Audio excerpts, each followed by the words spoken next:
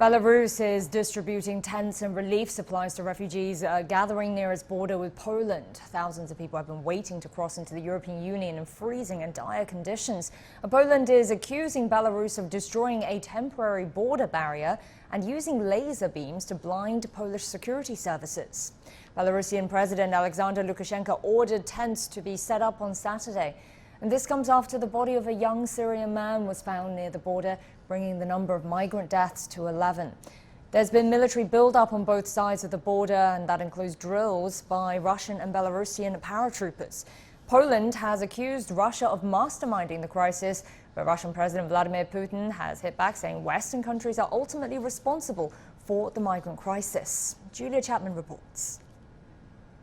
There were joint exercises by Russian and Belarusian paratroopers near the area of the Polish border. Indeed, 2 Russians actually died during those drills. And earlier in the week, 2 days in a row, Russia sent 2 long-range bombers over Belarusian airspace. So quite a strong show of support from the military side of things. But as for the accusation leveled by the Polish Prime Minister that this crisis has been masterminded here in Moscow, that was something that President Vladimir Putin has roundly denied. He was speaking on state television this morning, and in fact he pointed the finger at the West for creating this crisis, alluding to conflicts in the Middle East which they have been involved in, saying that was the real cause of this migrant crisis. This is some of what he had to say.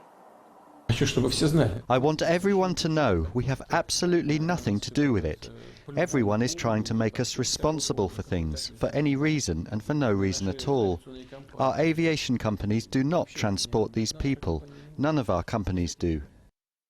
So although President Vladimir Putin saying that he does back Belarus in this crisis and has been defending Belarus, he did certainly distance himself from the threat that was made by Belarusian President Alexander Lukashenko that if there are sanctions, additional sanctions leveled at Belarus, that he might cut off energy supplies from Russia to Europe. The Kremlin says that's certainly something that it doesn't agree with, and it's not going to happen.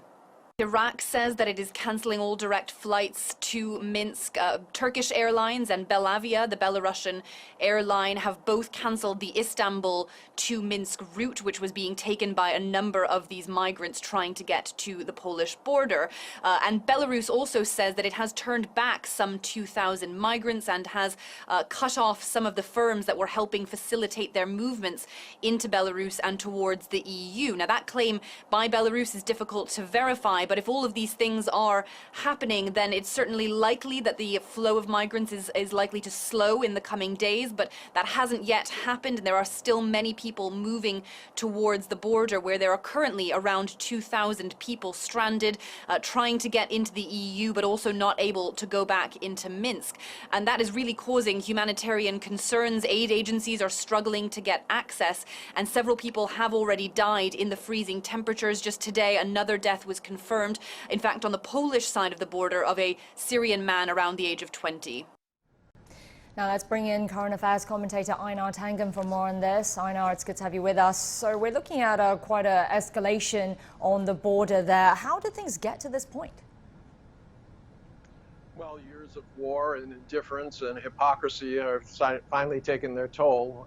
Wars that were started in the Middle East, Afghanistan, indifference to the inequality that exists in the world today, and hypocrisy.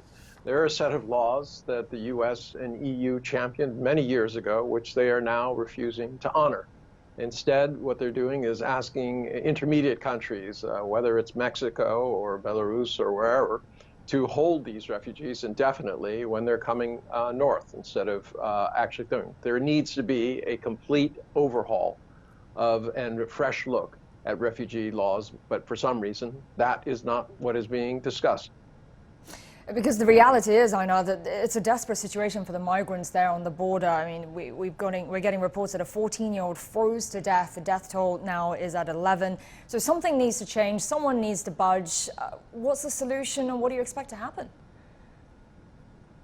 Well, right now it's at a crisis point. You're seeing a face-off between them. It's, misplaced hopes are being by these refugees are being cruelly manipulated, and there's blame on both sides. But as I said, the underlying issue here is how do you solve this? You cannot just simply say we're going to allow refugees to go forward on false hopes, based on laws that countries in the U.S. And Europe are not going to follow through on.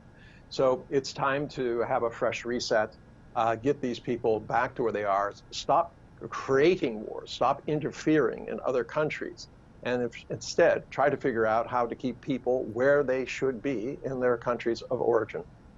All right, well, thank you so much, Einar Tangen, current affairs commentator. Appreciate it.